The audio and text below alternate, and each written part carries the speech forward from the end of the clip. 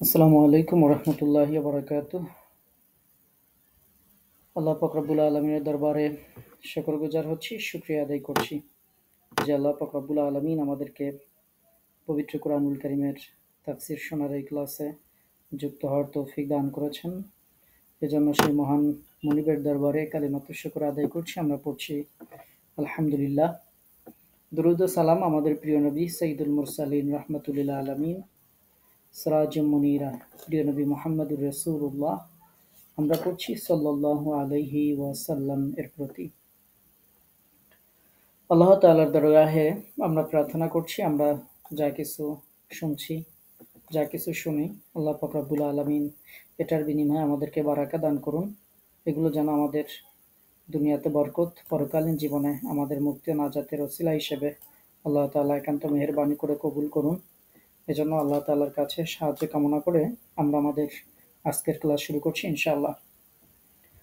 আমরা তাফসীর শুনছিলাম গত ক্লাসে পবিত্র কোরআনুল কারীমের ৮৫তম সূরা, সূরা আল বুরুজ থেকে। সূরা আল বুরুজ এর ১ থেকে ১০ আয়াত পর্যন্ত আমরা গত ক্লাসে তাফসীর শুনেছিলাম এবং এই অংশে আমরা সবথেকে উল্লেখযোগ্য যে বিষয়টি জেনেছিলাম সেটা হচ্ছে আসহাবে উখদুদ কারা ছিল। আসহাবে উখদুদের পরিচয় সম্পর্কে বা সেই ঘটনা সম্পর্কে আমরা জেনেছিলাম এবং সেখানে একটা বিস্তারিত ইতিহাস আমরা জেনেছিলাম। আজকে তার পরবর্তী আয়াত থেকে আমরা ইনশাআল্লাহ তাফসীর শুনব। যথারীতি আমরা যে অংশ থেকে তাফসীর শুনব সে আয়াতগুলোর অর্থটা আমরা একটু জেনে আসি যে আল্লাহ পাক রব্বুল আলামিন এই আয়াতগুলোর মধ্যে কি বলেছেন।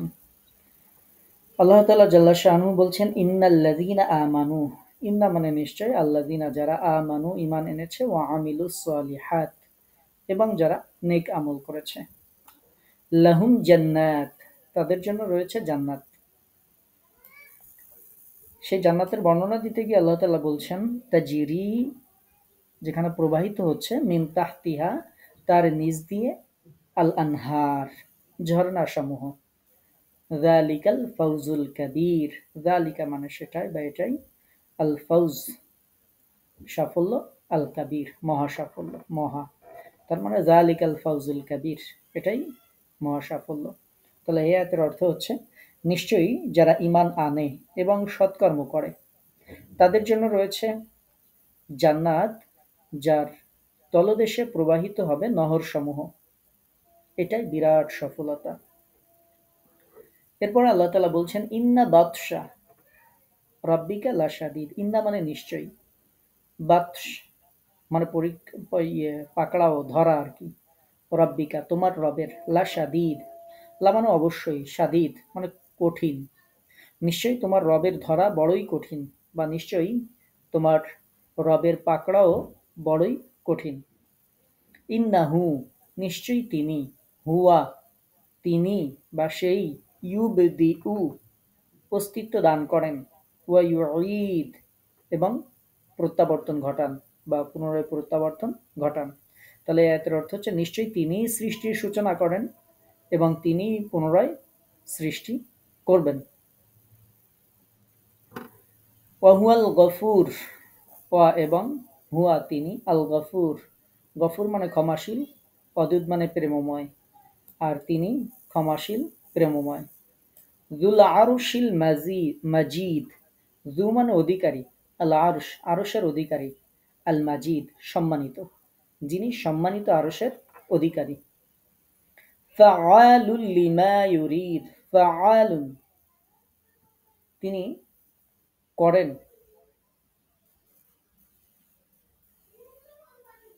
ফাআলুন ফাআলুন সম্পান্নকারী আমরা বলতে পারি, ফাআলুন সম্পান্নকারী, লিমা যা, ইউরিদ তিনি ইচ্ছা করেন, ফাআলুল লিমা ইউরিদ তিনি যা চান তাই করেন, সহজ বাংলা অর্থ।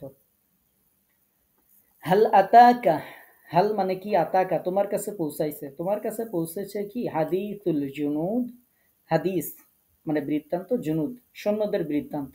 হাল আতাকা হাদিসুল জুনুদ তোমার কাছে কি সৈন্যদের বৃত্তান্ত পৌঁছেছে।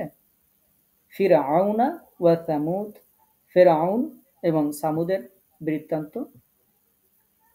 বালিল্লাযীনা কাফারু, বাল বরং আল্লাদিনা যারা কাফারু কুফরি করেছে, ফি তাকযীব, ফি মানে মধ্যে আছে, তাকযীব মিথ্যা আরোপের মধ্যে, মানে নিশ্চয়ই যারা কুফরি করেছে তারা মিথ্যা আরোপে লিপ্ত রয়েছে। তাহলে যারা কুফরি করে তারা মিথ্যা আরোপে রত। ওয়াল্লাহু ওয়া এবং আল্লাহ, আল্লাহ মিন ওয়ারাইহিম, মিন মানে হতো ওয়ারাইহিম, ওয়ারাইহিম ওয়ারাইহিম মুহিত, ওয়ারাইহিম তাদের অলক্ষ্যে বা তাদের দৃষ্টির বাইরে মুহিত পরিবেষ্টন করে আছেন, অর্থাৎ আল্লাহ তাআলা সব দিক থেকেই তাদেরকে পরিবেষ্টন করে আছেন, অথবা আল্লাহ তাআলা তাদের অলক্ষ্যে তাদেরকে পরিবেষ্টন করে আছেন, তাদের দৃষ্টির বাইরে তাদেরকে পরিবেষ্টন করে আছেন, এরকম অর্থ। তো আমরা সহজে বলতে পারি আল্লাহ তাআলা সব দিক থেকে তাদেরকে পরিবেষ্টন করে আছেন, অথবা আল্লাহ তাআলা তাদের অলক্ষ্যে তাদেরকে পরিবেষ্টন করে আছেন। বাল বরং, হুয়া তা, কুরআনুম মাজিদ সম্মানিত কুরআন, ফি লাউহিম মাহফুজ, ফি মানে মধ্যে, লৌহে মাহফুজ, লাউহিম মাহফুজ লৌহে মাহফুজের মধ্যে। লৌহে মাহফুজ মানে হচ্ছে, লৌহন মানে হচ্ছে ফলক, মাহফুজ সুরক্ষিত, তো সুরক্ষিত ফলকে, তো সুরক্ষিত ফলকে মানে হচ্ছে সুরক্ষিত ফলকে লিপিবদ্ধ, কোরআন সুরক্ষিত ফলকে লিপিবদ্ধ। আমরা যে অংশ আজকে শুনলাম 11 থেকে 22 আয়াত পর্যন্ত, আমরা এখন এটার সংক্ষিপ্ত পরিসরে একটু তাফসীরটা আমরা শুনি। সর্বপ্রথম আয়াত আমাদের জন্য আশাব্যঞ্জক একটা আয়াত, যে নিশ্চয়ই যারা ঈমান এনেছে। তো আমরা ঈমান এনেছি, আমরা কেন বলছি যে আমরা ঈমান এনেছি? আল্লাহ পাক রব্বুল আলামিন একান্ত মেহেরবানি করে আমাদেরকে ঈমান আনার তৌফিক দান করেছেন। তো আমরা ঈমান এনেছি, ওয়া আমিলুস সালিহাত, এবং আমলে সালেহ তো করছি, মানে এখন যে আমরা ভালো কাজ করছি, কোরআন শুনছি, নিঃসন্দেহে এটি আমলে সালেহ। তো যারা এরকম করবে, লাহুম জান্নাত, আল্লাহ তাআলা তাদেরকে সুসংবাদ দিচ্ছেন যে তাদের জন্য এমন জান্নাত থাকবে যে তাজরি মিন তাহতিহাল আনহার, যার তলদেশ দিয়ে নির্ঝরিণী সমূহ, ঝর্ণা সমূহ প্রবাহিত। যালিকাল ফাউজুল কাবীর, এটাই হবে সবথেকে বড় সাফল্য। আল্লাহ পাক রব্বুল আলামিন প্রথম যে 10টা আয়াত আমরা শুনেছিলাম, সেই 10 আয়াতে তার শত্রু যারা ছিল তাদের পরিণাম বর্ণনা করার পর এবার যারা আল্লাহর বন্ধু, যাদের সাথে আল্লাহর সম্পর্ক ভালো, তাদের কথা আল্লাহ পাক রব্বুল আলামিন এই অংশে বলছেন। আল্লাহ তাআলা বলছেন যে তাদের জন্য আমি জান্নাত রেখেছি, যার তলদেশ দিয়ে ঝর্ণা বা ধারা প্রবাহিত। তাদের মতো সফলতা আর কে লাভ করতে পারে? মানে এটাই হচ্ছে সবথেকে বড় সফলতা। আমরা দুনিয়াতে স্বাভাবিকভাবে মনে করেন যার একটা চাকরি দরকার সুন্দর, সে একটা চাকরি পেল, বিসিএস ক্যাডার হলো, আমরা মনে করি সে সফল। যাকে আমরা ডাক্তারি পড়াচ্ছি, সে যখন এমবিবিএস কমপ্লিট করলো, ইন্টার্নি করলো, এরপরে বিসিএস এ ডাক্তার হলো, আমরা মনে করছি সে সফল। যে ব্যবসা করছে সে যদি ব্যবসায় লাভ করে, আমরা তাকে মনে করি সফল। এরকম ভাবে আমরা দুনিয়াতে সফলতার সংজ্ঞা একরকম মনে করি। আর আল্লাহ পাক রব্বুল আলামিন এখানে বলছেন যারা জান্নাতে যাবে, সেই জান্নাতটাই হবে যালিকাল ফাউজুল কাবীর, সবথেকে বড় সাফল্য। দুনিয়াতে কোনো মানুষ চূড়ান্ত সফলতা লাভ করতে পারে না। আল্লাহ পাক রব্বুল আলামিন পবিত্র কুরআনুল কারীমের বিভিন্ন জায়গায় দেখবেন উলাইকা হুমুল মুফলিহুন বলেছেন, তারাই সফলকাম। তারপরে বিভিন্ন জায়গায়, তো আমরা যাকে সফলতা বলি দুনিয়াতে, সামান্য ছোট্ট কোনো বিষয় পাইলে আমরা সেটাকে সফলতা মনে করি। আমাদের এই সফলতা আর আল্লাহর সফলতা, যেটা আল্লাহ যেটাকে সাফল্য বলেছেন, এর মধ্যে ডিস্টেন্স আছে, ফার ফার ডিস্টেন্স। আমরা দুনিয়াতে যেটা আগেই বলেছি, একজনে যদি ভালো একটা জব পায়, সুন্দর একটি ব্যবসায় লাভবান হয়, তো আমরা তাকে সফল বলছি, বা তার যে যেটা নিয়ে সে চিন্তা করছে সেই লক্ষ্যে যখন সে পৌঁছাতে পারে, আমরা তাকে সফল বলছি।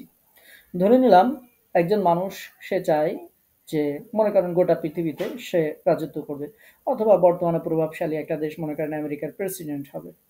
একজন মানুষকে আমেরিকার, আপনাকেই মনে করেন আমেরিকার প্রেসিডেন্ট বানিয়ে দেওয়া হলো, কিন্তু আপনি বা আমি, আমাদের দৃষ্টিতে আমরা মনে করব যে আপনি সফল হয়েছেন দুনিয়ার দৃষ্টিতে।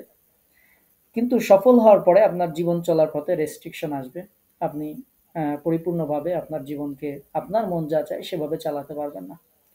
2 নম্বর হচ্ছে এই ক্ষমতা আপনার লিমিটেড। 5 বছর, 10 বছর, 20 বছর, 50 বছরের বেশি আপনি এখানে অধিষ্ঠিতও থাকতে পারবেন না। আপনার শরীর এটাকে সাপোর্ট দিবে না, আপনার হায়াত সাপোর্ট দিবে না। 3 নাম্বার, আপনার অনেক সম্পদ থাকবে। আপনি চাইলে সবকিছু খাইতে পারবেন না। আপনার স্টোমাক আপনাকে সেই শক্তি দুনিয়ার কোনো মানুষের স্টোমাকে দেওয়া হয়নি যে সে চাইলেই এভাবে সবকিছু খেয়ে হজম করে ফেলতে পারবে। দুনিয়াতে এজন্য কোনো মানুষ পরিপূর্ণ সফলতা লাভ করতে পারে না। তার যৌবন থাকবে না। যেই চামড়া আজকে টানটান আছে, সেই চামড়া 20 বছর পরে চামড়ায় ভাঁজ শুরু হবে। যেই দৃষ্টিশক্তি আজকে প্রখর আছে, 3 দিন পরে, 10 দিন পরে, 10 বছর পরে সেই দৃষ্টিশক্তি আস্তে আস্তে ফিকে হয়ে আসবে। যেই হাড়গুলো আজকে সোজা হয়ে এসে দাঁড়ায় খুঁটির মতো, এগুলো আস্তে আস্তে কুঁজো হয়ে আসবে। তো দুনিয়াতে মানুষের কোনো সফলতা এটা চিরস্থায়ী নয়, ক্ষণস্থায়ী। আর আল্লাহ যেটাকে সফলতা বলছেন সেইটা হচ্ছে এমন সফলতা, কোরআন যেটাকে সফলতা বলে সেটা হচ্ছে যেখানে মানুষের কোনো আশা অপূর্ণ থাকবে না। মানুষের কোনো আশাই তার অপূর্ণ থাকবে না। যেখানে মানুষ যা চাইবে তাই পাবে। আর কোনো ধরনের কষ্ট ক্লেশ তার থাকবে না। সেটাই হচ্ছে চূড়ান্ত সফলতা। কোনো আশা অপূর্ণ থাকবে না, কোনো চাহিদা অপূর্ণ থাকবে না, কোনো কষ্ট অবশিষ্ট থাকবে না। যেখানে মানুষের যৌবন হবে চিরস্থায়ী, যেখানে মানুষের ক্ষমতা হবে চিরস্থায়ী, যেখানে নিয়ামতগুলো হবে চিরস্থায়ী, সবকিছু সেখানে আল্লাহ পাক রব্বুল আলামিন চিরস্থায়ী দান করবেন। তো আল্লাহ পাক রব্বুল আলামিন সেটিই বলছেন যে যালিকাল ফাউজুল কাবীর, এটাই হবে তাদের জন্য সবথেকে বড় সাফল্য। দুনিয়ার এই সাফল্যের পিছনে আমরা অনেক অনেক পরিশ্রম করি, কিন্তু আখেরাতের সেই সাফল্যের জন্য আমাদের পরিশ্রম সেই অনুযায়ী কম। আমরা যদি আমাদের দুনিয়ার 60 বছরের জীবনটাকে ভাগ করি, তাহলে আমরা দেখতে পাবো কতটা সময় আমরা দুনিয়ার জন্য ব্যয় করেছি আর কতটুকু সময় আমরা আখেরাতের জন্য ব্যয় করেছি। অথচ আল্লাহ বলছেন, নিশ্চয়ই যারা ঈমান এনেছে ও আমিলুস সলিহাত সৎকর্ম করেছে তাদের জন্য আমি জান্নাত প্রস্তুত করে রেখেছি, যেখানে ঝর্ণার দ্বারা প্রবাহিত যার নিচে দিয়ে, এবং সেটিই হচ্ছে তাদের জন্য সবথেকে বড় সাফল্য। তো এই বড় সাফল্য লাভ করতে গেলে আমাদেরকে ঈমান আনতে হবে। ঈমান আনার সাথে সাথে আমাদেরকে আমলে সালেহ করতে হবে। আল্লাহ তাআলা যেগুলো করতে বলেছেন সেগুলো করতে হবে, যেগুলো থেকে নিষেধ করেছেন সেগুলো থেকে বিরত থাকতে হবে। আল্লাহর কাছে আমরা প্রার্থনা করছি, আল্লাহ পাক রব্বুল আলামিন একান্ত মেহেরবানি করে আপনাকে, আমাকে, আমাদের সকলকে সেই তৌফিক দান করুন। তাহলে যেই সাফল্যের একটা সংজ্ঞা শুধু আপনারা মনে রাখবেন, যেখানে মানুষের কোনো কষ্ট অবশিষ্ট থাকবে না, কোনো চাহিদা অপূর্ণ থাকবে না, সেটা হচ্ছে বড় সাফল্য। আর এই সাফল্য দুনিয়াতে পাওয়া সম্ভব নয়। দুনিয়াতে মানুষের কোনো না কোনো দিক থেকে কষ্ট থাকবেই, কোনো না কোনো চাহিদা তার অপূর্ণ থাকবেই, এবং এটা কোরআন হাদিস সবকিছু স্বীকৃত। আপনার অভাব কখনোই শেষ হবে না। এজন্য যারা অর্থনীতিতে পড়েছেন, যদি কেউ আমাদের এখানে থাকেন, অর্থনীতিতে একটা অর্থনীতির ফার্স্ট চ্যাপ্টারের দিকেই একটা ইয়ে আছে যে অভাব অফুরান্ত। এটা সাগরের ঢেউয়ের মতো, একটা যাবে আর একটা আসবে। অভাব কখনো শেষ হবে না। আপনি একটা পূরণ করবেন, আপনার চাহিদার সামনে আরো একটা এসে দাঁড় করবে, দাঁড়ায় যাবে। তো এই জন্য দুনিয়ায় কখনোই মানুষের চাহিদা এটি পরিপূর্ণ হতে পারে না, পরিতৃপ্ত হতে পারে না। যার যত আছে সে আরো বেশি চায়, এবং এটি মানুষকে এভাবেই আল্লাহ তাআলা সৃষ্টি করেছেন। আল্লাহ রাসূল বলেছেন, কবরের মাটি ছাড়া মানুষের অন্তর ভরবে না। প্রিয় নবী বলেছেন, কাউকে যদি একটা পাহাড় সমপরিমাণ স্বর্ণ দেওয়া হয় সে আর একটা পাহাড়ের আশা করবে। তো সুতরাং এখানে আমাদের কোনো চাহিদাই পরিপূর্ণ, সকল চাহিদাগুলো পূরণ এটা দুনিয়াতে সম্ভব না। আর দুনিয়াতে আমাদের সব কষ্টগুলো দূর হয়ে যাবে এটাও সম্ভব না। কোনো না কোনো দিক দিয়ে যার টাকা আছে তার দেখা যাচ্ছে শারীরিক অসুস্থতা আছে, যার শারীরিক সুস্থতা আছে, টাকাও আছে কিন্তু সংসারে অশান্তি। এরকমভাবে একদিক না একদিক দিয়েই দেখা যাবে যে তার কষ্ট আছে, সে প্রকাশ করুক অথবা না করুক। তো এজন্য জান্নাতে আমরা যেই সফলতা লাভ করব, আল্লাহ যেটাকে ফাউজুল কাবির বলেছেন, সেটা হচ্ছে এমন সফলতা যেখানে আমাদের কোনো কষ্ট অবশিষ্ট থাকবে না, আমাদের মনের কোনো আশা অপূর্ণ থাকবে না, কোনো চাহিদা অপূর্ণ থাকবে না। সেখানে যে নিয়ামত দেওয়া হবে সেটা দাইমান আবাদা, সেটা হবে চিরস্থায়ী। আপনাকে যে যৌবন দেওয়া হবে সেটা চিরস্থায়ী দেওয়া হবে। আপনাকে যে হুর গেলমান আমরা যাই বলি না কেন, জান্নাতে যেই নিয়ামতগুলো দেওয়া হবে সেগুলো কখনো শেষ হবার নয়। কোনো অবস্থাতে আপনি জান্নাতে যেদিন ঢুকবেন সেদিনও যেমন থাকবে, 1 কোটি বছর পরেও ঠিক সেরকমই থাকবে। এটা এমন না যে দুনিয়াতে 5 বছরের জন্য প্রেসিডেন্ট বানায় দিলাম, এরপরে তাকে চেয়ার থেকে নামাই দিলাম, এরকম কোনো কিছু জান্নাতে হবে না। আল্লাহ বলছেন সেটি হচ্ছে ফাউজুল কাবির, সব থেকে বড় সফলতা। তো আমরা এই সফলতার আরো ব্যাখ্যা আছে, তো আমরা সেদিকে অগ্রসর হচ্ছি না। আমরা এরপরে আল্লাহ পাক রব্বুল আলামিন কি বলছেন, যে এরপরে আল্লাহ পাক রব্বুল আলামিন রব হিসেবে তার আরো কিছু কথা আল্লাহ তাআলার সাথে স্মরণ করিয়ে দিচ্ছেন। যেই সফলতার কথা বলার পরেই আল্লাহ তাআলা বলছেন, ইন্না বাতশা রব্বিকা লাশাদীদ, তোমার রবের ধরা বড়ই কঠিন। এই বাদশা মানে যেমন ধরা, বাদশা মানে যেমন পাকড়াও করা, বাদশা মানে শাস্তি দেয়া। তোমার রবের শাস্তি বড়ই কঠিন। তার যেসব শত্রু তার রাসূলকে দেরকে মিথ্যাবাদী বলে অপবাদ দেয়, তাদেরকে তিনি ব্যাপক শাস্তির সাথে পাকড়াও করবেন, যে পাকড়াও থেকে মুক্তির কোনো পথ তারা খুঁজে পাবে না। আল্লাহ পাক রব্বুল আলামিন যে ধরবেন, দুনিয়াতে স্বাভাবিকভাবে দেখা যায় যে মানুষেরা বিভিন্ন ফাঁক ফোকর গোলে অপরাধীরা পার পেয়ে যায়, কিন্তু সেখানে এরকম পার পাওয়ার কোনো সুযোগ নেই। সেখানে বলা হবে খুজুহু ফাগুল্লুহু, তাকে ধরো, এরপরে তাকে নিক্ষেপ করো। তো সেই ধরা আমরা অন্য অন্য সূরার মধ্যে পেয়ে যাব যে কিভাবে তাদেরকে ধরা হবে। তো এখানে যেটা জানছি যে আল্লাহ তাআলা বলছেন সেই ধরাটা হবে অত্যন্ত কঠিন ধরা। এমন কোনো ধরা না যে তার ফাঁক ফোকর দিয়ে বের হয়ে যাবে সুদ ঘুষ কোনো কায়দায় মামু খালু কোনো কিছু দিয়ে পার পেয়ে যাবে, এরকম কোনো সুযোগ সেখানে থাকবে না। যারা এই আল্লাহর বিরোধিতা করবে, রাসূলদের বিরোধিতা করবে, তাদেরকে আল্লাহ তাআলা খুব কঠিনভাবে শক্ত করে, ইন্না বাতশা রব্বিকা লাশাদীদ, খুব কঠিনভাবে আল্লাহ পাক রব্বুল আলামিন তাদেরকে ধরবেন, এবং তিনি এক্ষেত্রে শক্তিশালী। তিনি যা ইচ্ছা তাই তিনি করেন। ইন্নাহু, ও আচ্ছা, এরপরে আল্লাহ পাক রব্বুল আলামিন বলছেন, ইন্নাহু হুয়া ইউবদিউ ওয়া ইউঈদ, তিনি আল্লাহ তাআলা জাল্লা শানুহু অস্তিত্ব দান করেন আবার পুনরাবর্তন ঘটান। ইউবদিউ, শুরু করেন। তিনি কি শুরু করেন? আল্লাহ পাক রব্বুল আলামিন হচ্ছেন এমন যে অস্তিত্বহীন থেকে অস্তিত্বে নিয়ে আসেন। তিনি হচ্ছে এমন খালেক যিনি কোনো কিছু অস্তিত্বহীন অবস্থা থেকে অস্তিত্ব নিয়ে আসেন, আবার সেটাকে পুনরায় সৃষ্টি করবেন, পুনরায় সৃষ্টি ঘটাবেন, এরকম আর কি। তো এটি আল্লাহ তাআলার একটা বৈশিষ্ট্য। আমরা দুনিয়াতে অনেক কিছু সৃষ্টি করি, কিন্তু আমরা অস্তিত্বহীন অবস্থা থেকে কোনো কিছুকে অস্তিত্বে নিয়ে আসতে পারি না। আমরা যেগুলো অস্তিত্বে আছে সেগুলো দিয়ে নতুন কোনো জিনিস আমরা তৈরি করতে পারি, যেই মেধাটাও আল্লাহ তাআলা আপনাকে আমাকে দান করেন, যেটির ব্যাপারেও বর্ণনা রয়েছে। কিন্তু মানুষকে এই শক্তি ক্ষমতা দেয়া হয়নি যে সে কোনো কিছু অস্তিত্বহীন অবস্থা থেকে সে অস্তিত্বে নিয়ে আসবে। এই শক্তি ক্ষমতা একমাত্র আল্লাহ পাক রব্বুল আলামিনের। তিনি অস্তিত্বহীন অবস্থা থেকে অস্তিত্বে নিয়ে আসেন। আর আমরা যে সৃষ্টিগুলো করি, একটা মোবাইল বানালাম, কম্পিউটার বানালাম, তার উপাদানগুলো যেগুলো সেগুলো অস্তিত্ব অবস্থায় আছে, সেটা দিয়ে আমরা নতুন কোনো কিছু তৈরি করি। আর আল্লাহ পাক রব্বুল আলামিন ইউবদিউ, তিনি শুরু করেন, অস্তিত্বহীন থেকে অস্তিত্বে নিয়ে আসেন। ওয়াইদ, এবং আবার সেটা পুনরাবর্তন ঘটান, আবার সেটাকে সৃষ্টি করেন বা করবেন। তো তিনি হচ্ছেন রব। আল্লাহ পাক রব্বুল আলামিন এরপরে বলছেন ওয়াহুয়াল গফুরুল ওয়াদুদ, ওয়াহুয়া, এবং তিনি গফুর, তিনি ক্ষমাশীল, ওয়াদুদ, শুধু ক্ষমাশীল নয়, প্রেমময় ক্ষমাশীল। যিনি শুধু ক্ষমাশীল না, প্রেমময় ক্ষমাশীল। তাহলে আমরা আগে জানলাম যে আল্লাহ পাক রব্বুল আলামিন ধরাটা হবে অত্যন্ত কঠোর, সেখানে যেমন কঠিন কথা বলেছেন, এই আয়াতে আল্লাহ পাক রব্বুল আলামিন তার যে ক্ষমার কথা সেটি আল্লাহ তাআলা উল্লেখ করছেন। গফুর শব্দের সাথে আপনারা পরিচিত যে তিনি ক্ষমাশীল। আর অদূত, অদূত শব্দটার সাথে একটু আপনাদের পরিচিত করায়। অদূত শব্দটি কয়েকটি অর্থে ব্যবহৃত হয়। কারো মতে অদূত বলা হয় তাকে যার কোনো সন্তান নেই, এটা একটা পরিচয়।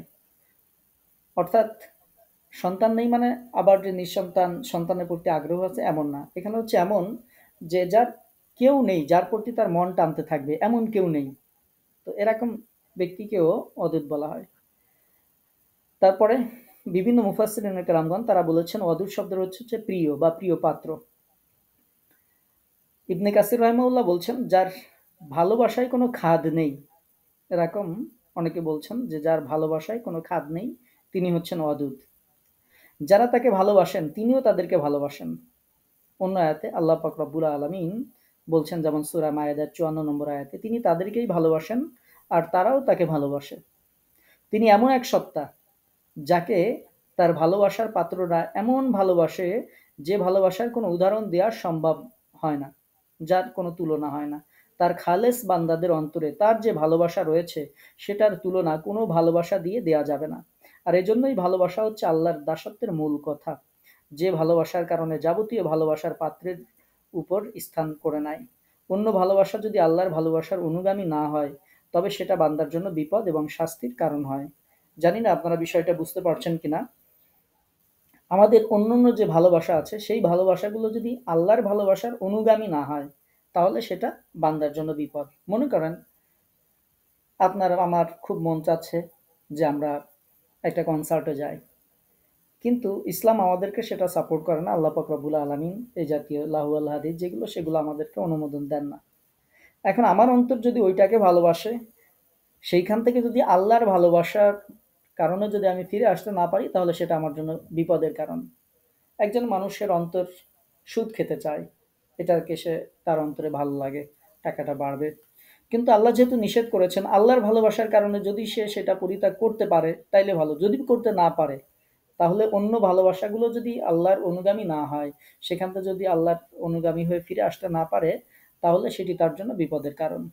অনুরূপভাবে আমাদের দুনিয়ার যে কোনো ভালোবাসা, আল্লাহ যেটাকে হারাম করেছেন সেই দিকে যদি আমার মন বেশি টানে আল্লাহর ভালোবাসার চেয়ে, তাহলে সেটি একজন বান্দার জন্য বিপদের কারণ এবং সেটি জাহান্নামে যাওয়ার কারণ, সেটি শাস্তির কারণ। কারণ যখনই বান্দা আল্লাহর ভালোবাসার থেকে অন্য ভালোবাসাকে প্রাধান্য দিবে, দুনিয়ার ভালোবাসাকে প্রাধান্য দিবে, তখনই বান্দার পথভ্রষ্ট হয়ে যাবে। তো এই জন্য আল্লাহ পাক রব্বুল আলামিন এর সাথে আমাদের যেই ভালোবাসা, প্রেমময় যেই সম্পর্ক, সেই সম্পর্কটা যেন এমন হয় যে আমরা আল্লাহর ভালোবাসার জন্য আমাদের অন্যান্য ভালোবাসাকে যেন আমরা জলাঞ্জলি দিতে পারি বা সেগুলো থেকে বিরত থাকতে পারি। আল্লাহ পাক রব্বুল আলামিন এই আয়াতে আর একটা শব্দ উল্লেখ করেছেন, সেটি হচ্ছে গফুর। তিনি ক্ষমাশীল। এটা বলে আশান্বিত করা হয়েছে যে কোনো ব্যক্তি গুনাহ করা থেকে বিরত হয়ে যদি তওবা করে, তাহলে সে আল্লাহর রহমত লাভ করতে পারে। তিনি গুনাহগারদের প্রতি এতই ক্ষমাশীল যে তাদেরকে লজ্জাও দেন না, আর তার আনুগত্যকারী বন্ধুদেরকে তিনি অতিশয় ভালোবাসেন। অতি স্নেহ বলে আল্লাহ পাক রব্বুল আলামিন এই অদূদের কথাটি বলেছেন, যে স্নেহ এবং ভালোবাসার মধ্যে খাঁটি যখনই হয়, একেবারে পিওর ভালোবাসা যেটা, সেটাকে অদূত বলা হয়। তিনি নিজের সৃষ্টিকে সেরকম অদূত ভালোবাসেন, ক্ষমাও করে দেন, ভালোবাসেন। অহুয়াল গফুর। বান্দাকে তিনি লজ্জিত করেন না। বান্দা অনেক গুনাহ করে ফেলেছে, কিন্তু আল্লাহর কাছে যখন সে ক্ষমাটা চায়, আল্লাহর কাছে যখন সে মাপ চায়, রব দুনিয়ার কেউ না জানলেও তুমি জানো, কেউ না দেখলেও তুমি দেখেছো যত গুনাহ করেছি। যখন এভাবে বান্দা যখন নীরবে নিভৃতে আল্লাহর কাছে চোখের পানি ছেড়ে দেয়, ফেলে দেয়, আল্লাহ পাক রব্বুল আলামিন ওই বান্দাকে অপমানিত করেন না, তার গুনাহগুলোকেও মানুষের সামনে প্রকাশিত করে দেন না, বরং আল্লাহ পাক রব্বুল আলামিন তাকে ক্ষমা করেন। এমনভাবে ক্ষমা করেন যে তার ওই গুনাহগুলো তার আমলনামা থেকে মুছে দেন। শুধু মুছেই দেন না, আল্লাহর কাছে বান্দার যখন পছন্দনীয় হয়ে যায়, ক্ষমা যখন করে দেয়, প্রয়োজনে আল্লাহ পাক রব্বুল আলামিন ওই জায়গাগুলো অন্য সওয়াব দিয়ে আল্লাহ তাআলা পরিবর্তন করে দেন, যেন কেউ ওই জায়গাতে বান্দা গুনাহ করেছিল এটিও যেন কোনো মানুষ এটা দেখতে না পায়। তো তিনি হচ্ছেন অদূত। এভাবে তিনি আমাদেরকে ভালোবাসেন। আল্লাহ পাক রব্বুল আলামিন গফুর, তিনি আমাদেরকে ক্ষমা করেন। আর তিনি অদূত, তিনি আমাদেরকে এত ভালোবাসেন যে তিনি তার নিজ ইচ্ছায়, তিনি তার আমাদের ভালোবাসার কারণে আমাদের গুনাহগুলোকে এভাবে ক্ষমা করে দেন। আমরা না চাইতেই তিনি আমাদের কত কিছু দান করেছেন। আমরা যদি চিন্তা করি, আমরা বুঝতে পারি তখন যখন আমাদের কোনো একটি অঙ্গ বিকল হয়ে যায়, তখন আমরা সেই অঙ্গটার কার্যকারিতা, গুরুত্ব কতটা, আমরা এটা বুঝতে পারি। আমরা যারা আজকে চোখে সুন্দর দেখি, আমরা এখন কিছু বুঝতে পারি না, কিন্তু যখন চোখটা ঝাপসা হয়ে আসে, তখন যখন আমরা হসপিটালে যাই, যখন ৩০টার মতো টেস্টের একটা লিস্ট ধরায় দিয়ে কিছুতে টিক মার্ক করে দেয় যে এই পরীক্ষাগুলো আপনার করা লাগবে, তখন আমি টের পাই যে আরে আল্লাহ, এই চোখের মধ্যে এত এত এত এত কিছু রয়েছে। অথচ যতদিন আমি চক্ষুষ্মান ছিলাম, আমার এই চক্ষু যে সুন্দর কাজ করেছে আমি এটা বুঝতে পারি নাই। যখন কারোর কিডনি ফেল হয়ে যায়, যখন তার ডায়ালিসিস যখন করা লাগে, তখন সে বুঝতে পারে যে কিডনিটা তার কত গুরুত্বপূর্ণ ছিল। তখন সে বুঝতে পারে যে অসহ্য যন্ত্রণা ভোগ করে প্রত্যেক দিন দেখা যায় যে তার রক্তগুলোকে পরিশুদ্ধ করতে হয়, এরপরেও সেটা ঠিকঠাক মতো কাজ করে না। কত ধরনের সমস্যা। আল্লাহ পাক রব্বুল আলামিন এত বেশি আমাদেরকে ভালোবাসেন, আমরা না চাইতেই আল্লাহর কাছে দোয়া না করতেও আল্লাহ পাক রব্বুল আলামিন অনেক বিপদ থেকে আমাদেরকে এমনি রক্ষা করেন, আপনি টেরও পান না যে এত এত বড় বিপদ থেকে আল্লাহ আপনাকে বাঁচাইছেন। আপনি যে গাড়িতে উঠছেন, ঠিক ওই গাড়িটার আগের গাড়িটা অ্যাক্সিডেন্ট করছে, আল্লাহ তাআলা আপনাকে বাঁচায় রাখছেন অনেক ভালোবেসে মহব্বত করে। যেমন এই করোনার পরে এখন আপনাকে এই পর্যন্ত আল্লাহ তাআলা বাঁচিয়ে রেখেছেন, হায়াত দিয়েছেন। চাইলে আল্লাহ তাআলা আপনাকে আমাকে নিয়ে যেতে পারতেন, কিন্তু আল্লাহ পাক রব্বুল আলামিন ভালোবাসেন। এজন্য আল্লাহ তাআলা সুযোগ দিয়েছেন যে আমার বান্দারা আরো কিছুদিন নেক আমল করুক। আল্লাহ তাআলা এভাবে আমাদেরকে ভালোবাসেন। তো আল্লাহ তাআলা শুধুমাত্র তখনই শাস্তি দেন যখন সে বিদ্রোহাত্মক আচরণ করা থেকে বিরত না হয়। একেবারে একের পর এক যখন সে আল্লাহর নাফরমানি করতে থাকে, তখন আল্লাহ তাআলা আর গফুর থাকেন না, তখন আল্লাহ তাআলা অদূত থাকেন না, তখন তাকে শাস্তি দেন। এই আয়াতের মধ্যে গফুর ক্ষমাকারী বলার পর আবার অদূত এটিও আল্লাহ তাআলা বলেছেন, অর্থাৎ অতি স্নেহময় বলে এটাই বুঝাচ্ছেন যে যারা অন্যায় করে তারপর তওবা করবে তাদেরকে তিনি শুধু ক্ষমাই করবেন না, বরং নিখাতভাবে ভালোবাসবেন। অন্যায় করার কারণে আল্লাহ পাক রব্বুল আলামিন তাদেরকে দূরে সরিয়ে দেবেন না, বরং আল্লাহ পাক রব্বুল আলামিন যদি তারা ক্ষমা চায় ফিরে আসে, আল্লাহ তাআলা তাদেরকে ভালোবাসবেন। আল্লাহ পাক রব্বুল আলামিন এরপরে তিনি বলছেন জুল আরশিল মাজিদ, যিনি হচ্ছে আরশের অধিপতি। তাহলে আমরা এখানে পাইলাম যে যিনি আরশের মালিক, যে আরশ সারা মাখলুকাত অপেক্ষা উচ্চতর এবং সকল মাখলুক তথা সৃষ্টির উপরে যে আরশ অবস্থিত, অর্থাৎ আরশ সবকিছুর উপরে, আর তিনিও সবকিছুর উপরে। সবকিছু আল্লাহ তাআলার আরশের সামনে অতি নগণ্য, বরং সমস্ত আসমান জমিন ও কুরসি সবগুলোই কেই আরশ শামিল করে। কাজেই তার বিরুদ্ধে বিদ্রোহ করে কেউ তার হাত থেকে নিস্তার পেতে পারে না।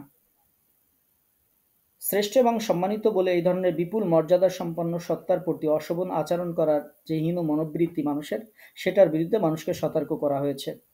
এছাড়া আল্লাহ পাক রব্বুল আলামিন আরো কোনো উদ্দেশ্যে এটি উল্লেখ করতে পারেন।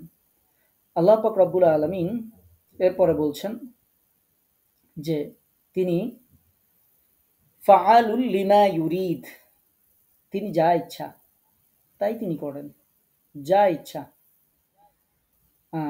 তাই তিনি করেন, যেটা তার ইচ্ছা। আল্লাহ তাআলা যে কাজটি করতে চান তাকে বাধা দেওয়ার ক্ষমতা এই সৃষ্টিকুলের কারো নাই।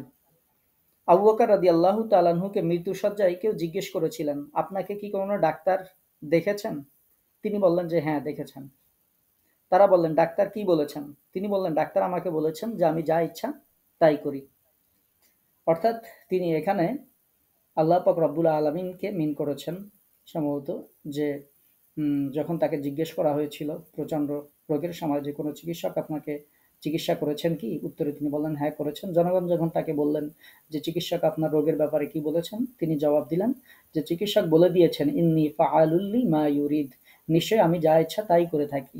অর্থাৎ তারা সাহাবা রাদিয়াল্লাহু আনহুম আজমাইন ছিলেন, তাদের অন্তরে আল্লাহর সাথে ভালোবাসা প্রগাঢ় ছিল, যার কারণে তারা সব অবস্থায় আল্লাহর প্রতি এভাবে তারা ভরসা করতেন। তারা এটা বিশ্বাস করতেন যে আল্লাহ যদি চান আমাকে সুস্থ করে দেবেন, আল্লাহ যদি না চান তাহলে তো আমার কোনো কিছুই হবে না। এর জন্য তিনি বলেছিলেন যে তিনি বলে দিয়েছেন যে তিনি যা ইচ্ছা সেটি তিনি করেন বা সেটি তিনি করতে পারেন বা করে থাকেন। আল্লাহ পাক রব্বুল আলামিন এরপরে বলছেন হাল আতাকা হাদিসুল জুনুদ, তোমার কাছে কি সৈন্যবাহিনীর সংবাদ পৌঁছিয়েছে হে নবী? তোমার নিকট কি ফেরাউন, তারপরে কোন সৈন্যবাহিনী সেটিও আল্লাহ তাআলা বলছেন ফিরাউন ও সামুদ, ফিরাউন এবং সামুদের। তোমার নিকট কি ফিরাউন ও সামুদের সৈন্যবাহিনীর বৃত্তান্ত পৌঁছেছে? তারপরে এমন কেউ ছিল না যে সেই শাস্তি থেকে রক্ষা করতে পারে বা শাস্তি প্রত্যাহার করতে পারবে, বরং আল্লাহ পাক রব্বুল আলামিন যেহেতু বড়ই কঠিন, তার পাকড়াও যে বড় কঠোর সেটি আল্লাহ পাক রব্বুল আলামিন বোঝানোর জন্য উল্লেখ করেছেন যে ইতিপূর্বে ফেরাউন, তারপরে সামুদ জাতি, এই জাতিগুলোকে আল্লাহ তাআলা যে শাস্তি দিয়েছিলেন, পরকাল তো হবেই, পরকালেরটা তো পরকালে হবে, দুনিয়াতেই তাদেরকে যে কেউ রক্ষা করতে পারে নাই, তিনি তাদেরকে যে শাস্তি দিয়েছেন সেটি আল্লাহ তাআলা উল্লেখ করছেন যে তোমার নিকট কি এই সৈন্যবাহিনীর খবর তোমার কাছে আছে কিনা, যে ফেরাউন এবং সামুদের, যে তারা এত কিছু এত সৈন্যবাহিনী থাকা পরেও আল্লাহর শাস্তি থেকে কেউ তাদেরকে রক্ষা করতে পারে নাই। তো আল্লাহ যখন কাউকে ধরেন তখন আল্লাহ তাআলা ছাড় দেন না, তাদেরকে কেউ আর রক্ষা করতে পারে না। যখন কোনো পাপী, যখন কোনো অত্যাচারী, কোনো দুষ্কৃতী, কোনো দুর্বৃত্তকে আল্লাহ তাআলা পাকড়াও করেন, তখন অত্যন্ত ভয়াবহভাবেই আল্লাহ তাআলা সেটা করে থাকেন। সেটি বোঝানোর জন্য আল্লাহ পাক রব্বুল আলামিন ফিরাউন এবং সামুদের জাতির কথা এখানে উল্লেখ করেছেন।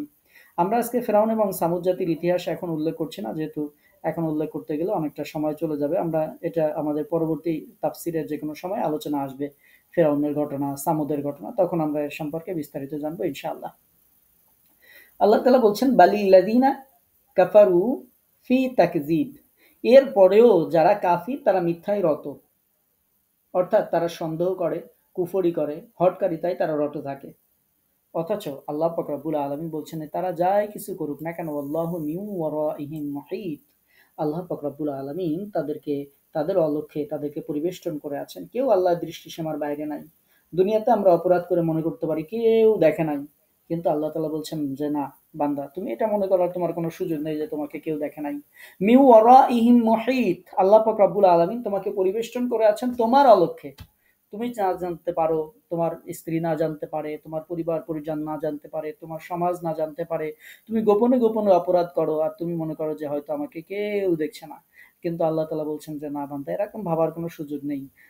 আল্লাহু মিন ওয়ারাইহিম মুহীত, আল্লাহ পাক রব্বুল আলামিন তোমার চারদিক দিয়ে খুব সুন্দর করে তোমাকে পরিবেষ্টন করে আছেন এবং তিনি তাদের সকলের উপর বিজয়ী শক্তিমান। এগুলো তো আল্লাহ তাআলা আগেই বলেছেন যে তার নিকট থেকে কোথাও আত্মগোপন করতে পারবে না। যে জায়গায় যাওয়ার চেষ্টা করবে না কেন, তুমি যেখানেই থাকো না কেন, মিন ওয়ারাইহিম মুহীত, তোমাকে আল্লাহ পাক রব্বুল আলামিন ঘিরে রেখেছেন, পরিবেষ্টন করে রেখেছেন। তাকে তুমি কোনোভাবেই পরাজিত করতে পারবে না। এরপরে আল্লাহ পাক রব্বুল আলামিন কোরআনের কথা বলছেন, বাল হুয়া কুরআনুম মাজিদ, বরং এটাই হচ্ছে কোরআন, এটাই হচ্ছে কোরআন, এটাই হচ্ছে মর্যাদা সম্পন্ন কোরআন। ফি লাউহিন মাহফুজ, যেটা সুরক্ষিত ফলকে সংরক্ষিত রয়েছে। কোরআনুল কারীমের মর্যাদা, সম্মান এবং এটা কারামত সম্পন্ন। আমরা যে কোরআন শুনছি, এটার আল্লাহ তাআলা বলছেন কোরআনটা হচ্ছে মাজিদ, সম্মানিত কোরআন, সুউচ্চ কোরআন। সুতরাং আমরা যেই কোরআনের কাছে এসেছি, এটার ফজিলাতপূর্ণ, মর্যাদা সম্পন্ন আল্লাহ পাক রব্বুল আলামিন সেগুলো উল্লেখ করছেন এবং সেগুলো সুরক্ষিত ফলকে লিপিবদ্ধ আছে। কোরআন রাসবৃদ্ধি থেকে মুক্ত, এর মধ্যে কোনো ধরনের পরিবর্তন কোনো কিছুই হবে না, যেহেতু এটা সংরক্ষিত অবস্থায় আছে এবং এটা কিয়ামত পর্যন্ত থাকবে। তো আল্লাহ পাক রব্বুল আলামিন এই কোরআনের কথা বলেছেন, এটা মর্যাদা সম্পন্ন কোরআন। তো আমরা এই কোরআনের ব্যাপারে শুনলাম এবং আজকে তো আমরা ইনশাআল্লাহ সূরা বুরুজটি শেষ করছি। তো আমরা এই অংশে যেটুকু শিখলাম সেটি হচ্ছে আল্লাহ পাক রব্বুল আলামিন আমাদের জন্য সুসংবাদ দিয়েছেন। আমরা যদি নেক মানে ইমানদার অবস্থায় নেক আমলের উপর ইস্তেকামত থাকতে পারি, আল্লাহ বলেছেন তোমাদেরকে জান্নাত দিয়ে দেব। এরপরে এটাই হবে তোমাদের জন্য সবথেকে বড় সাফল্য। সাফল্যের সংজ্ঞা কি সেটা আমরা আজকের ক্লাসে জেনেছি। এরপরে আল্লাহ পাক রব্বুল আলামিন অত্যন্ত কঠিনভাবে পাকড়াও করবেন যারা তার বিরোধিতা করে, নাফরমানি করে, সেটা আমরা জেনেছি। এরপরে আমরা জেনেছি যে আল্লাহ পাক রব্বুল আলামিন তিনি প্রত্যেক জিনিসকে পুনরায় তিনি জীবিত করবেন। আল্লাহ তাআলা জাল্লা শানু ইউবদিউ, তিনি শুরু করেন, অস্তিত্বহীন থেকে অস্তিত্ব নিয়ে আসেন, আবার তিনি সেটা পুনরায় সৃষ্টি করবেন। যেমন মানুষকে প্রথমে সৃষ্টি করেছেন, তারপর মৃত্যু মুখে পতিত করবেন, করার পর আবার পুনরায় তিনি জীবিত করবেন।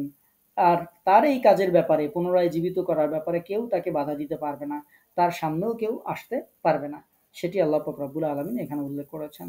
এরপরে আল্লাহ পাক রব্বুল আলামিন তার পরিচয় দিয়েছেন, তিনি তার বান্দাদেরকে ক্ষমা করেন, তিনি তার বান্দাদের প্রতি প্রেমময়, ভালোবাসেন, তিনি মর্যাদা সম্পন্ন আসমানের অধিকারী, যা ইচ্ছা তাই করেন এবং সেই করার ক্ষেত্রে কেউ তাকে বাধা দিতে পারে না, সেই পাকড়াও করার ক্ষেত্রে কেউ তার হাত থেকে কাউকে রক্ষা করতে পারে না। এটি বলার জন্য আল্লাহ পাক রব্বুল আলামিন ফেরাউন এবং সামুদের ঘটনাও এই আয়াতে উল্লেখ করেছেন, যে তাদেরকেও আল্লাহ পাক রব্বুল আলামিন পাকড়াও করেছিলেন। এই পৃথিবীতে তাদের এত প্রভাব প্রতিপত্তি ক্ষমতা থাকা সত্ত্বেও এই পৃথিবীর কেউ আল্লাহর হাত থেকে তাদেরকে বাঁচাইতে পারে নাই। এরপর আল্লাহ তাআলা বলছেন যে এত এত দৃষ্টান্ত দেখার পরেও যারা কাফের তারা মিথ্যায় রত থাকে, কিন্তু তারা ভুলে যায় যে আল্লাহ পাক রব্বুল আলামিন তাদেরকে চতুর্দিক থেকে পরিবেষ্টন করে আছেন। এরপর আল্লাহ তাআলা এই কোরআনের ব্যাপারে বলছেন যে এটি হচ্ছে মর্যাদা সম্পন্ন কোরআন, যেটা লাউহে মাহফুজে সুরক্ষিত। সম্মানিত উপস্থিতি, আমরা আজকে সূরা বুরুজ সমাপ্ত করলাম।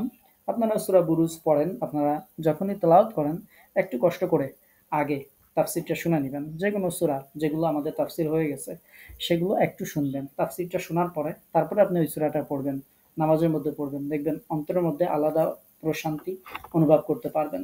আমরা নামাজের মধ্যে থাকি আর আমাদের অন্তর আরশে মুআল্লা সহ বিভিন্ন জায়গায় সফর করে বেড়ায়। কারণ হচ্ছে যে আমরা নামাজের মধ্যে কি পড়ছি এটা আমরা বুঝতে পারি না। এজন্য আপনাদেরকে আজকে যে সূরা মুলুক আমরা মুখস্থ করা শুরু করেছি অর্থসহ, অর্থটা অবশ্যই অবশ্যই একটু কষ্ট করে শিখবেন। কোনো সমস্যা হলে আমাকে জানাবেন, কোনো শব্দের অর্থ না পারলে আমাকে মেসেজ দিবেন। আর যেই সূরাগুলো আমরা তাফসীর করছি, এই সূরাগুলোর তাফসীর কয়েকবার একটু শুনবেন যেন আপনার অন্তরের মধ্যে গেঁথে যায়। এই সূরাটা যখনই আপনি তেলাওয়াত করেন এই ঘটনাগুলো, যেমন আপনি সূরা বুরুজ যখন পড়েন তখন যেন আসহাবে উখদুদের ঘটনা আপনার সামনে চলে আসে। আপনি কেমন যেন চোখ দিয়ে আসহাবে উখদুদের ঘটনা আপনি দেখতে পাচ্ছেন যে ঈমানদারদেরকে আগুনের মধ্যে ফেলানো হচ্ছে, বাচ্চাদেরকে ফেলানো হচ্ছে, এভাবে তীর মারা হচ্ছে আল্লাহর বান্দাদেরকে। সেই যে ঘটনাগুলো আমরা বলেছি আসহাবে উখদুদ, এটা যেন আপনার চোখের সামনে ভাসে, এই যুদ্ধ যেন আপনি দেখতে পান আপনার কল্পনার জগতে। এরপরে এই সূরাটার তাফসীর এমনভাবে শুনবেন যেন এটা পড়ার সময় আপনার অন্তরের মধ্যে আয়াতগুলো পড়বেন, তাফসীরটা যেন আপনার অন্তরের মধ্যে একটু জাগরুক হয়। তাহলে ইনশাআল্লাহ কোরআনের ফজিলাত বারাকাত লাভ করতে পারবেন। কোরআন পড়তে ভালো লাগবে ইনশাআল্লাহ। আমাদের অন্তরগুলো পরিশুদ্ধ হবে, পরিষ্কার হবে।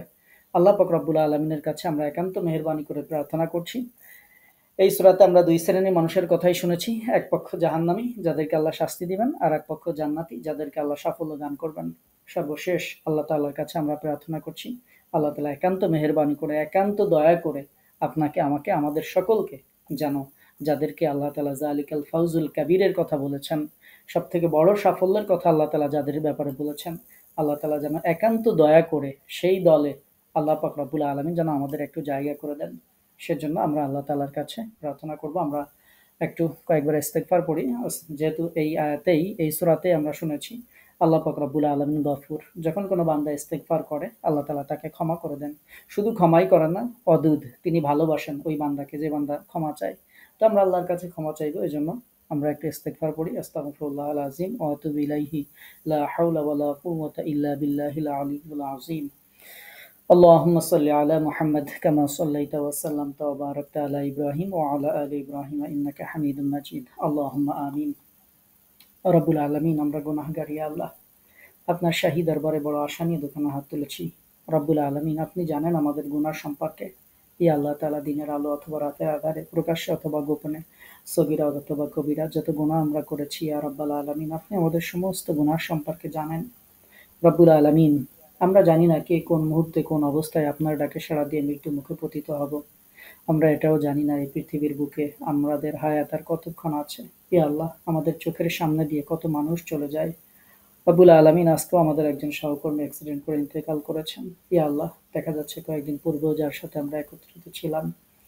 রব্বুল আলামিন, এভাবে আমাদের চোখের সামনে দিয়ে কত মানুষেরা চলে যায়, যাদের খবরগুলো, মৃত্যুর খবরগুলো আমরা শুনি। আমরা জানি না আমরাই কোন দিন মানুষের কাছে আমাদের খবরগুলো কোন দিন পৌঁছে যায়, আমাদের মৃত্যু কোন দিন মানুষের কাছে খবর হয়ে যায়।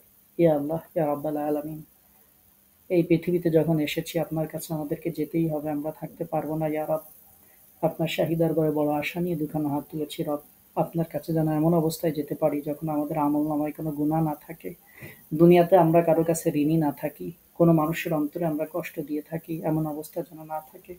ইয়া আল্লাহ, মানুষের সাথে যেন সম্পর্ক ভালো থাকে, ঋণ মুক্ত যেন থাকতে পারি, গুনাহ মুক্ত যেন থাকতে পারি, ইমানি হালতে যেন থাকতে পারি, পবিত্র অবস্থায় যেন থাকতে পারি। এমন অবস্থায় ইয়া রব, দয়া করে মেহেরবানি করে আপনি আমাদের কাছে আপনার মৃত্যুর ফেরেশতাদেরকে পাঠাবেন। রব্বুল আলামিন, দয়া করে মেহেরবানি করে আপনি যদি আমাদেরকে ক্ষমা না করেন ইয়া রব, যে অবস্থায় আমরা আছি এই অবস্থায় যদি মৃত্যুবরণ করি, আমরা নিশ্চিতভাবে জাহান্নামের আসামি হয়ে যাব। রব্বুল আলামিন, আপনার হাবিব বলেছেন, যখন বান্দাকে কবরের মধ্যে রাখা হয়, কবরুহু রাউযাতুম মিন রিয়াজিল জান্নাহ আও হুফরাতুম মিন হুফারিন নার। ইয়া আল্লাহ, বান্দা যদি ভালো হয় কবরটাকে জান্নাতের বাগিচায় পরিণত করে দেন। যদি আমলনামায় গুনাহ থাকে, বান্দা যদি পাপিষ্ঠ হয়, হুফরাতুম মিন হুফারিন নার, কবরটা জাহান্নামের জ্বলন্ত অগ্নিপিণ্ডে রূপান্তরিত হয়ে যায়। ইয়া আল্লাহ, বাসায় যখন কোনো মানুষ না থাকে, আমাদের একা বাসায় থাকতেই ভয় লাগে রব্বুল আলামিন। আর ওই অন্ধকার কবরের মধ্যে ইয়া আল্লাহ, যেখানে কোনো জানালা নাই, দরজা নাই, রব্বুল আলামিন, আলো নাই, কোনো কিছু নাই।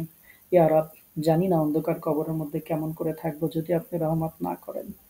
ইয়া আল্লাহ, আপনার শাহী দরবারে বড় আশা নিয়ে দুখানা হাত তুলেছি রব্বুল আলামিন, আমাদের সকলের জীবনের সমস্ত গুনাহগুলোকে আপনি মাফ করে দেন। ইয়া আল্লাহ, দয়া করে আমাদেরকে ক্ষমা করে দেন। আপনি তো গফুর, আপনি ওয়াদুদ। ইয়া আল্লাহ তাআলা, দয়া করে আমাদেরকে মাফ করে দেন ইয়া রব। আমরা ক্ষমা চাই আমাদের পিতামাতার জন্য। রব্বুল আলামিন, আমাদের পিতামাতা অনেক কষ্ট করে আমাদেরকে লালন পালন করেছেন। ইয়া আল্লাহ তাআলা, অনেক পরিশ্রম করেছেন, অনেক ভালোবাসা দিয়েছেন। ইয়া আল্লাহ তাআলা, আমাদের সেই ভালোবাসার পিতামাতা, আমাদের সেই মহব্বতকারী পিতামাতা, যারা এই পৃথিবীতে সবথেকে বেশি আমাদেরকে ভালোবেসেছেন, ইয়া আল্লাহ, সেই মহব্বতের পিতামাতা আজকে অনেকেই কবরের মধ্যে শুয়ে আছে। ইয়া আল্লাহ, বৃষ্টিতে বন্যা হয়ে যায়, ভেসে যায়। ইয়া আল্লাহ, আমরা উপরে ওঠার চেষ্টা করি, শুকনো জায়গায় যাওয়ার চেষ্টা করি। কবরে আমাদের পিতামাতা শুয়ে আছে, যাওয়ার কোনো জায়গা নেই, সুযোগ নেই। ইয়া রাব, যদি আপনি রক্ষা না করেন, আপনার শাহী দরবারে দুখানা হাত তুলেছি, যাদের আব্বা আম্মা কবরবাসী হয়েছেন, ঈদ চলে গিয়েছে ইয়া আল্লাহ, যারা ঈদের সময় যাদের আম্মাকে আম্মা বলে ডাকতে পারেন নাই, বাবাকে আব্বা বলে যারা ডাকতে পারেন নাই, ইয়া রাব, দুনিয়াতে আর কোনোদিন ডাকতেও পারবেন না ইয়া আল্লাহ, আমাদের সাথে দুনিয়ার সম্পর্ক যে ছিন্ন হয়েছে, রাব্বুল আলামিন দয়া করে মেহেরবানি করে ইয়া আল্লাহ তাআলা, আপনি যে প্রযুক্তি আমাদেরকে দিয়েছেন, আমরা পৃথিবীর এ প্রান্ত থেকে ও প্রান্ত পর্যন্ত যোগাযোগ করতে পারি। কিন্তু ৩.৫ হাত মাটির নিচে আমাদের আব্বাজান কেমন আছেন, আম্মাজান কেমন আছে আমরা জানতে পারি না। রব্বুল আলামিন, আপনার শাহী দরবারে বড় আশা নিয়ে দুখানা হাত তুলেছি। আমাদের যাদের আব্বা আম্মা ইন্তেকাল করেছেন তাদেরকে মাফ করে দেন। ইয়া আল্লাহ, তাদেরকে ক্ষমা করে দেন। তাদের জীবনের ভালো আমলগুলোকে কবুল করে নেন। তাদের জীবনের খারাপ কাজগুলোকে আপনি মাফ করে দেন। ইয়া আল্লাহ, আমরা যে কোরআন শিখছি, কোরআন পড়ছি, অন্তত এই ওসিলায় হলেও তাদের জীবনের গুণাগুলোকে মাফ করে দেন। ইয়া আল্লাহ, আমরা যা কিছু তেলাওয়াত করছি, যা কিছু পড়ছি, আমাদের এই সওয়াবগুলো প্রয়োজনে তাদের আমলনামায় আপনি যুক্ত করে দেন। ইয়া আল্লাহ, ইয়া রাব্বাল আলামিন, দয়া করে মেহেরবানি করে ইয়া আল্লাহ, আমাদের এই কোরআন তেলাওয়াত, কোরআন শিখার ওসিলায় আমাদের পিতামাতাদেরকে মাফ করে দেন। আমাদের অনেকের পিতামাতা জীবিত আছেন, অসুস্থ অবস্থায় আছেন। ইয়া আল্লাহ তাআলা, তাদেরকে সুস্থতা দান করেন, নেক হায়াত দান করেন, ইমানি হালাতে থাকার তৌফিক দান করেন। রব্বুল আলামিন, দয়া করে মেহেরবানি করে আমরা যারা হাত তুলেছি আল্লাহ, আমাদের মধ্যে অনেকেই অসুস্থ আছেন, আপনি সবার ব্যাপারে, আপনি আলিমুন বিজাতিস সুদূর, আপনি আলিমুন খাবির। ইয়া আল্লাহ, সকলের ব্যাপারে আপনি ভালো জানেন, সকলের অসুস্থতা সম্পর্কে আপনি ভালো জানেন। ইয়া আল্লাহ, আমাদের এই ক্লাসে অনেকে অনেক অসুস্থতা সত্ত্বেও যোগদান করেন, কেবলমাত্র আপনার এই কোরআনের ভালোবাসায়, আপনার কোরআনের মহাব্বতে। ইয়া আল্লাহ, যারা আপনার কোরআনের মহাব্বতে কোরআনকে ভালোবেসে যারা কোরআন শোনার জন্য এই ক্লাসে যুক্ত হন, ইয়া আল্লাহ তাআলা, পৃথিবীর বিভিন্ন দেশ থেকে, বিভিন্ন জায়গা থেকে দয়া করে মেহেরবানি করে তাদের কাউকে আপনি অসুস্থ রাখবেন না ইয়া আল্লাহ। দয়া করে তাদের সমস্ত অসুস্থতাগুলোকে দূর করে দেন রব্বুল আলামিন। ইয়া আল্লাহ, আমাদের কাছে অনেকে বিভিন্ন বিষয়ের জন্য দোয়া চেয়েছেন। যিনি যে উদ্দেশ্যে দোয়া চেয়েছেন, ইয়া আল্লাহ, তার সেই নেক মাকাসিদগুলোকে পুরা করে দেন। যেই সমস্যাগুলোর জন্য দোয়া চেয়েছেন, সমস্যাগুলোকে দূর করে দেন। ইয়া আল্লাহ, ইয়া রাব্বাল আলামিন, দয়া করে মেহেরবানি করে কোরআনের সাথে থাকার তৌফিক আমাদেরকে দান করেন। শয়তানের ওয়াসওয়াসা অথবা নাফসের তাড়নায় আমরা যেন কোরআন থেকে দূরে সরে না যাই, সেই তৌফিক আমাদেরকে দান করেন। ইয়া আল্লাহ, দুনিয়ায় আমাদেরকে এত ব্যস্ততা দিবেন না যে আমরা কোরআনের কাছে আসতে পারি না। ইয়া আল্লাহ, সেরকম হতভাগ্যদের মধ্যে আমাদেরকে অন্তর্ভুক্ত করবেন না। দুনিয়াতে আমাদের সম্মানজনক রিজিকের ব্যবস্থা আপনি করে দিবেন। রিজিকের মধ্যে আপনি বরকত দান করবেন। ইয়া আল্লাহ, এই রিজিকের কারণে আমরা যেন কোরআন থেকে দূরে সরে না যাই। আমাদেরকে সেই ইমানি হিম্মত, ইমানি কুওয়াত, ইমানি জজবা আপনি দান করবেন।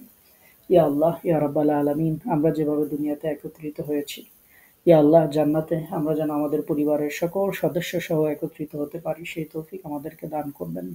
ইয়া আল্লাহ, দয়া করে আমাদের সকলকে মাফ করবেন। ইয়া আল্লাহ, আমাদের সব পরিবারের উপর শান্তি, রহমত, বরকত আপনি দান করবেন।